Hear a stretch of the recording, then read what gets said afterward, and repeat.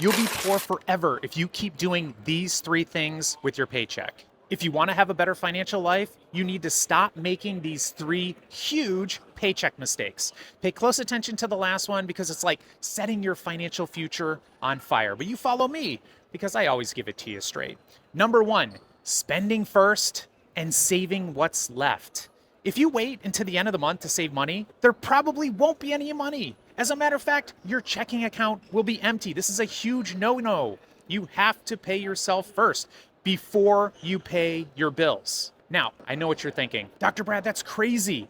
But hear me out. You have set your entire life up in the wrong order. You decided where you're gonna live. You decided how much you're gonna pay for rent. You decided what kind of car you're gonna drive.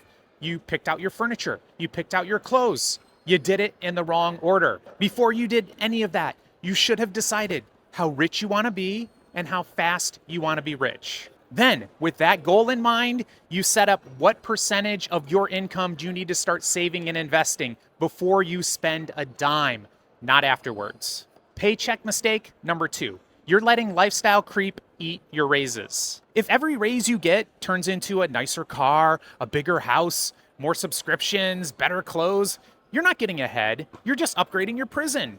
When your income goes up, your investing should go up first. And this last one destroys so many people who work hard but never build wealth. Every single rich person does this to get rich, but you're too afraid to do it. And unless you snap out of it ASAP, you're going to be sentencing yourself to being poor forever.